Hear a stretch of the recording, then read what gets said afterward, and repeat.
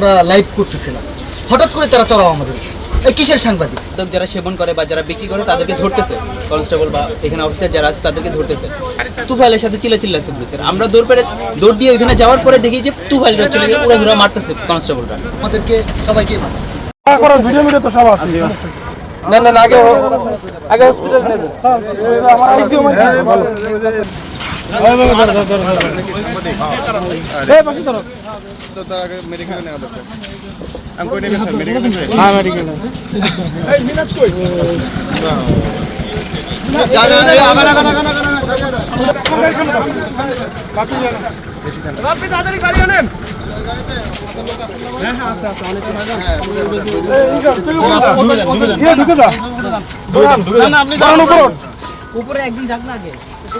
আপনারা উঠেন। আমরা শরৎ উদ্যানে মাদক বিরোধী অভিযান চালাচ্ছে পুলিশ। আমরা পুলিশের সাথে আসছি।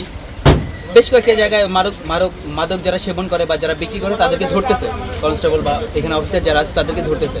হঠাৎ করে এইখান থেকে পুলিশ হলো দৌড় পেরে এখানে গেল। ওইখানে যা হঠাৎ করে দেখি চলে গিয়ে যে তুফাইলের সাথে চিল্লাচিল্লি লাগছে পুলিশের। আমরা দৌড় দিয়ে ওইখানে যাওয়ার পরে দেখি যে তুফাইলরা চলে গিয়ে উড়া ধুরা মারতেছে কনস্টেবলরা। ঠিক আছে, মারার পরে তখন হচ্ছে কি আমি তখন কথা বলতে গেলাম, আমারও ধাবাধা বাড়ি মারা শুরু করলো পাই। সবাই কনস্টেবল কোনো কিছুই না, আমরা আমাদের কাজ করতেছিলাম, আমরা লাইভ করতেছিলাম, হঠাৎ করে তারা চড়াও আমাদের। এই কিসের সাংবাদিক? আমাদের লাইভের সব প্রমাণ আছে, আপনারা দেখতে পারবেন লাইভে ঢুকলেই যে কিসের সাংবাদিক বলে ওরা ফোনও কেড়ে নিছে যে তোফাইল ভাইয়ের আমাদেরকে সবাইকে মারছে।